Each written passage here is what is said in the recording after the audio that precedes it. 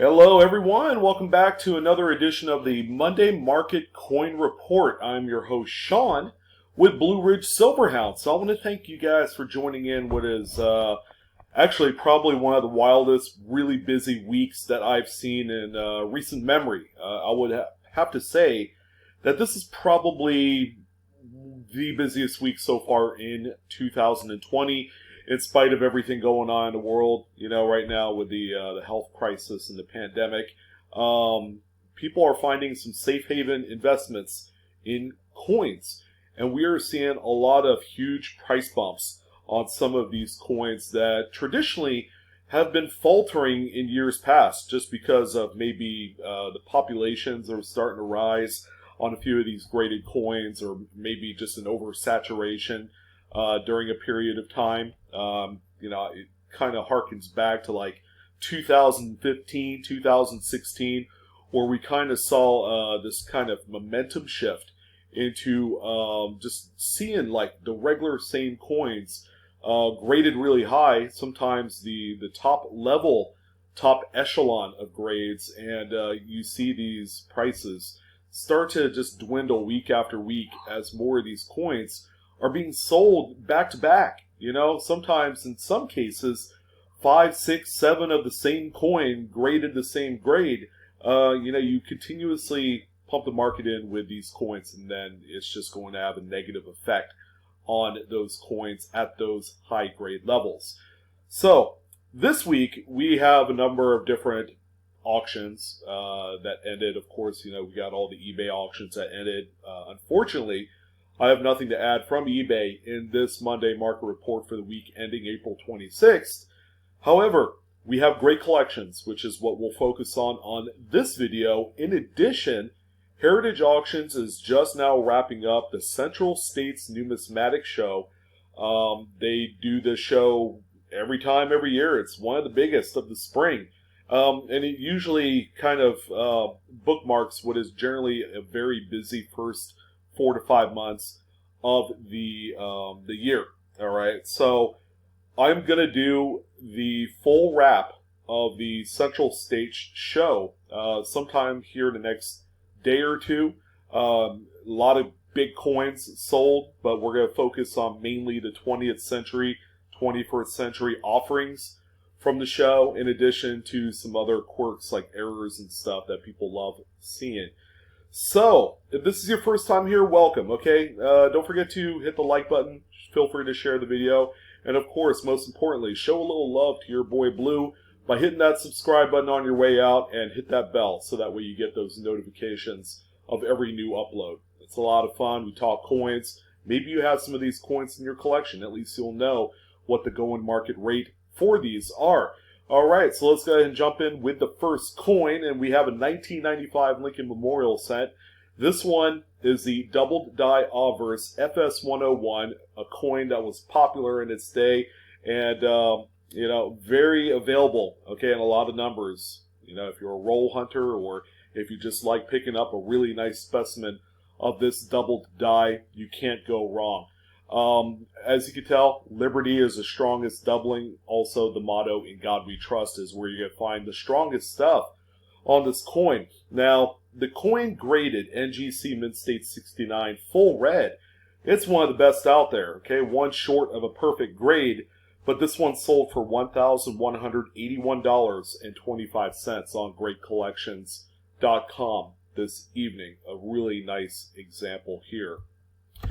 Alright, so the next one that we have is going to be our featured coin of the day, even though this is not the most expensive coin. We have some big, huge guys that sold for so much money. These are truly kind of like unicorn type of coins in the marketplace. But in any event, we have a 1961D Lincoln Memorial set. It's a really nice, pretty example that for the most part looks like it's free of any major defects, nicks, scratches, rim bumps, anything like that would normally kick this coin grade down a few notches. However, what we have here is a PCGS Mint State 67 Plus full red example. It is indeed the top grade for this date and mint mark.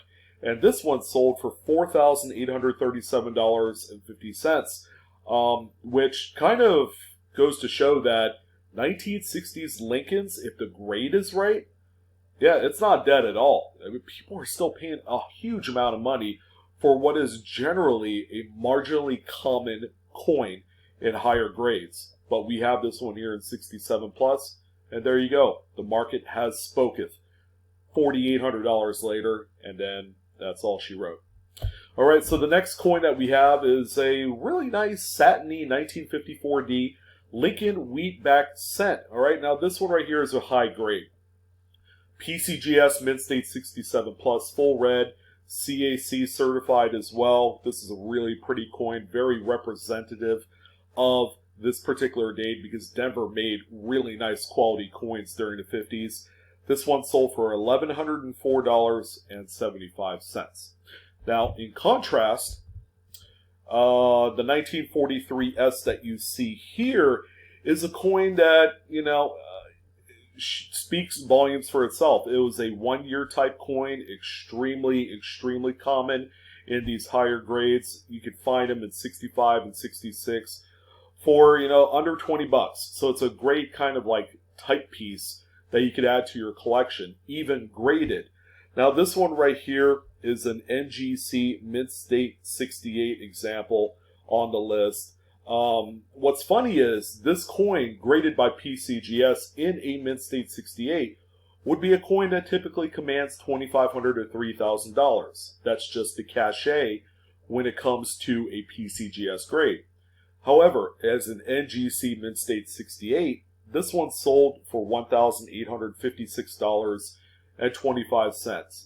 Always going to be a perennial favorite. These things are just so popular in the marketplace because it's the only coin, that was erected during a point in history where it was very significant. World War II, the change in composition because the U.S. was trying to ration more copper and nickel and things of that nature to help support the war efforts. So they made a zinc-coated steel planchet penny, and it's gone on to folklore as being one of the most special coins that you could collect. And they're still affordable in those high grades. Keep that in mind.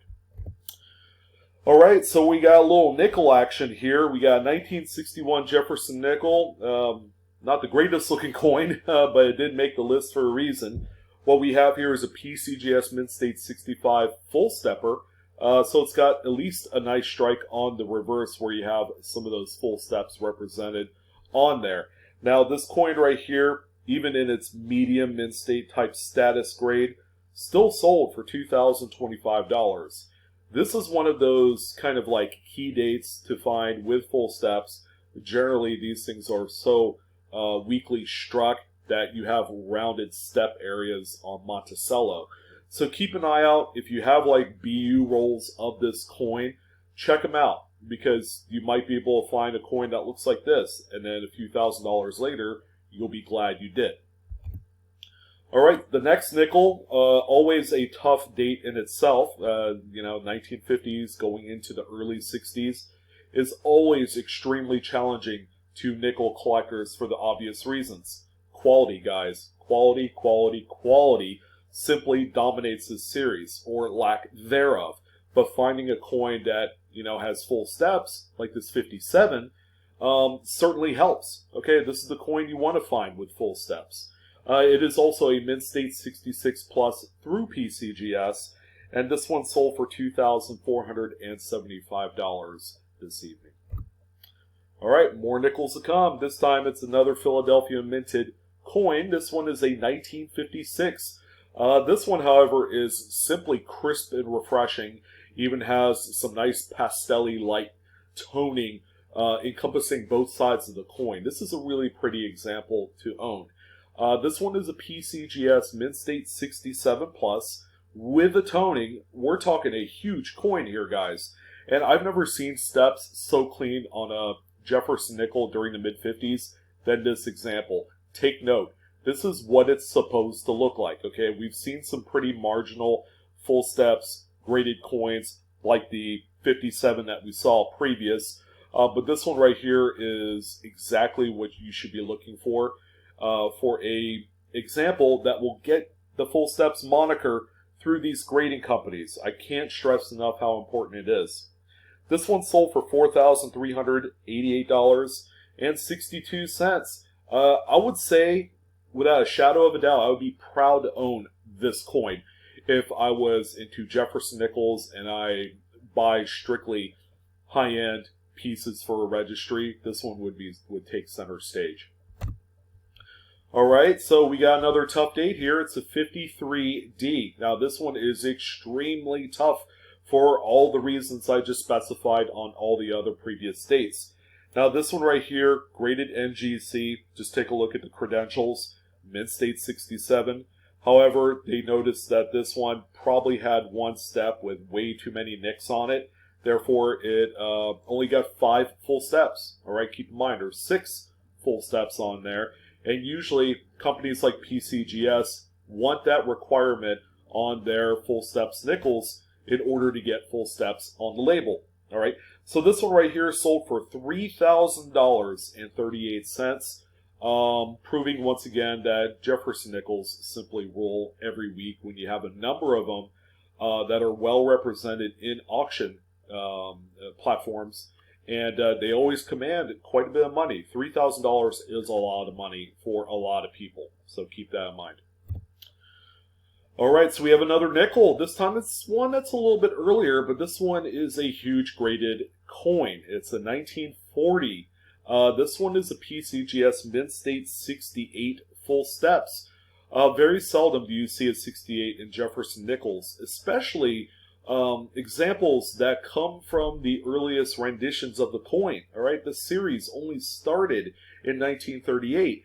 So 2 years later, it's hard to find a coin that grades out 68 full steps without there being some sort of issues. I mean, look at this example here.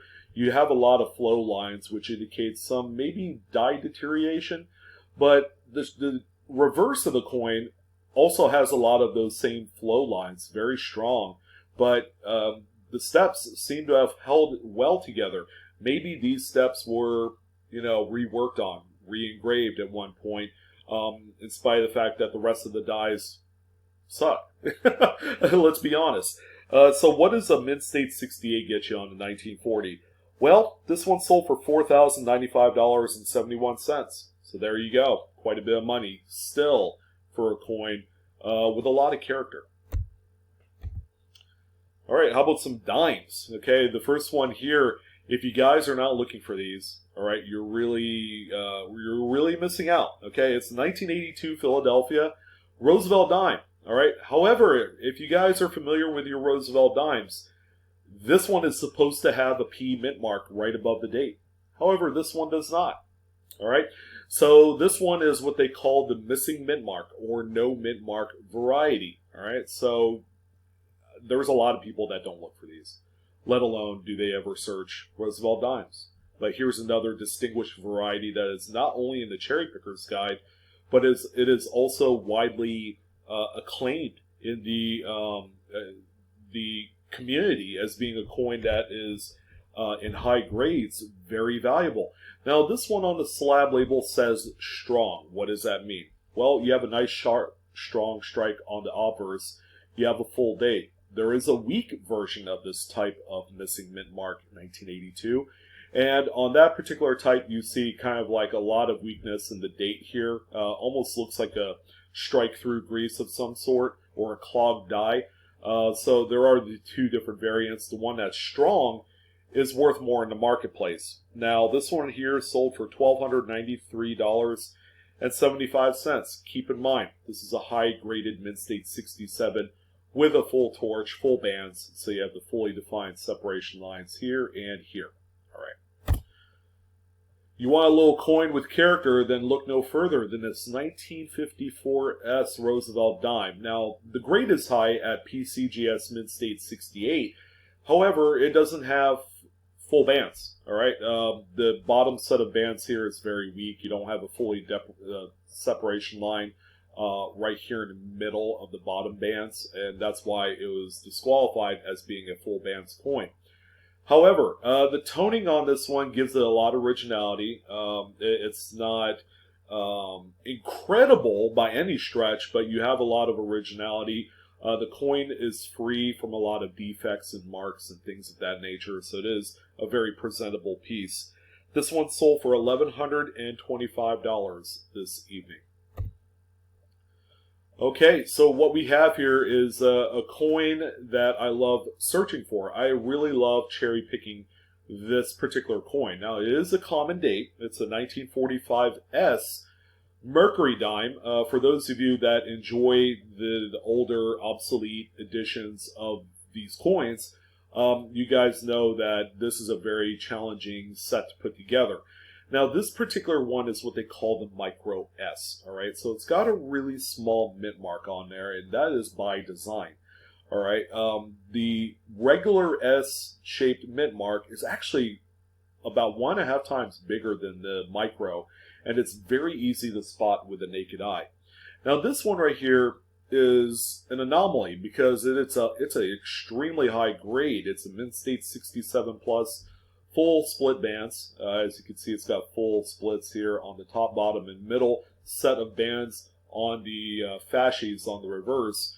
But this is a coin that exists in mint state for a reasonable amount of money. But when it gets to this level, we're talking a completely different ball game here. So this one hit a home run out at $6,531.75, ladies and gentlemen.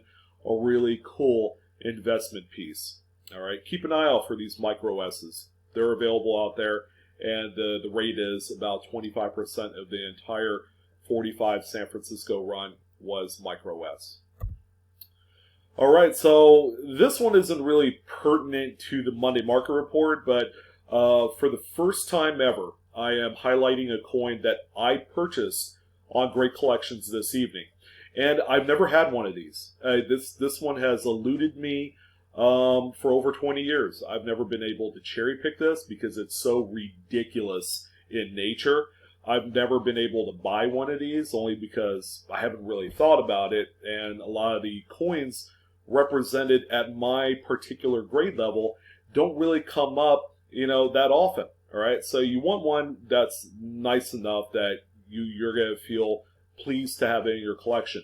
This one is actually going to go into a typeset, so eventually I'm going to crack this one out and put it in my typeset as being, something extraordinary. Okay, and that's how I'm doing my typeset, something just above and beyond what a normal typeset is.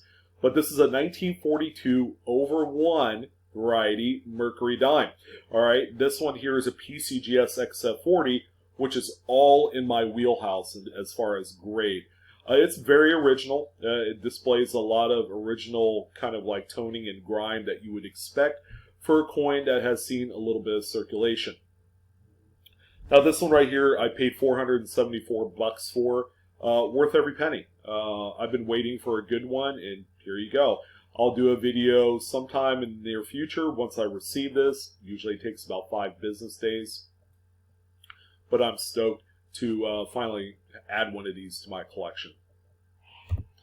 All right, so how about some quarters? Okay, we got a few of them on the list. The first one here is a 1950 S over D. All right, if you guys are not looking for these, make sure you do. Even in lower grades, they command quite a bit more market value as maybe a VF or an XF than one that is just a regular 1950S. All right, so you could actually see the D under the S right here. This is a very strong over mint mark. This one is a nice high grade too. How about PCGS Mint State 66 Plus? CAC Green Bean certified, pretty cool. And this one sold for $1,824.75. A really nice coin. Again, keep an eye out. There are a lot of Washington quarter varieties that exist from about 1934 all the way up to 1964, the last year of the silver standard in these coins. All right, so we do have another Washington quarter. This time it's 45S. Not particularly difficult to find in high grades, but this one just oozes a lot of originality with its toning. It's all crackly and just very nice. It's got a lot of character. This one right here is an obvious registry set type coin. There's just no other way around it. It's a PCGS Mid-State 67 Plus CAC Green Bean, and with the toning, sold for $1,693.12. A really pretty coin. We have a couple Franklin half dollars. Again, a very, it's very widely popular and very well collected, but very much underrated. Okay, these coins are available in just about every date in a lot of high grades. You guys know 1961 in a Franklin half dollar is a very plentiful coin. Tens of millions of these were produced, and anything during the 60s in terms of Franklin half dollar, you can find them really easily. They are about as common as finding a McDonald's, in a small town. It happens. It's a foregone conclusion. But this one right here, it's tough to find with a full strike on the reverse, okay? And that's why you got FBL. What does that stand for? Full bell lines, guys. So this one has fully represented bell lines at the bottom, and then right here that are nick-free. You don't need any obstruction. Once you get that nick that crosses through those bell lines, it disqualifies it as an FBL. It's also a 66 through PCGS. A really nice example. This one sold for $3,318.75. Another crazily difficult Franklin half dollar to find with full bell lines. However, someone had found a white whale of it all in a Mint-State 67. I've seen plenty of these sold as 65s and 66s. Very seldom do you come across a 67 full bell lines. So this one right here sold for $9,354.38. An absolute supreme Franklin half dollar, even though the mintages are high on them. A standard BU coin can be had for between $20 and $25 at this date. It's just finding one at this particular level might take a little bit more extra searching than normal. Alright, so we got two extremely ridiculous coins. Okay, this is not your standard 1938 Walking Liberty half dollar. No sir, no ma'am. This one is a proof coin. So it graded PCGS Proof 68 Plus, CAC certified. It's got probably some of the more gross toning that you'll find on proof coins. Not my favorite. These are kind of indicative of the packaging that they were stored in from the mint. So it's nothing spectacular. I mean, you do have some pretty nice kind of subtle blues outside of this yellow haze, but aside from that, this coin is phenomenal because of the grade, Proof 68 Plus. So how much does a coin like this go for in spite of the low mintage? Well, this evening, this one sold for $81,562.50. Yes, that is a huge amount of money, but I guarantee you it's worth every penny. This is kind of like a rarity at this grade level. And then finally, how about a mercury dime to end it all off on? This is a coin that I have talked about probably 8 years ago. I challenge you guys to find the mercury dime full bands video that I did about 8 to 9 years ago. It's probably part of my first maybe 100 videos I've ever done on BlueRidgeSilverhound. But many years later, here you go. I get to talk about this coin that, out of all places, sold on Great Collections, a 1919D PCGS Mint-State 66 with full bands, keeping in mind, this coin is not rare in like a Mint-State 63. Okay, you can find them all day long for about $100 or so. But this one right here, 66 full bands, sold for $126,562.50. And guess what? That market value is correct. All right, this is one of the most expensive full bands mercury dimes that you could possibly sell in the entire series. Probably the only one that would trump this, or maybe two, would be the 1916D, that's the key day of the series, and probably the 1942/1 Denver type with full bands in like a 67. That's like a $150,000 coin. But this one, oh boy, oh brother, if you were to find one of these in like an old album and you send it off to a grader, whether it's NGC or PCGS, and it comes back as full bands in like a 65 or 66. Yeah, enjoy counting all that cash. That's going to be a lot of fun. It's a huge amount of money. I forgot to mention that this is also part of the Gerald R. Forsyth collection. There have actually been a number of these Forsyth collectibles on great collections here in the last month or so. So that's worth noting. So, well guys, what do you guys think about the Monday market report for this week? Hopefully you enjoyed it, and hopefully it makes your morning that much spectacular. Thank you for watching. All right, and as always, like, share, and subscribe. Hit the bell for instant notifications. I'm your host, Sean, with Blue Ridge Silverhound. I really enjoyed my time with you today. Hopefully you'll come back and see me on the next video. So, Coinaholics, we are discovering together. You guys take care. Enjoy the hobby. Enjoy coins. Enjoy collecting money, because that is fun. You guys take care, and I'll see you on the next video.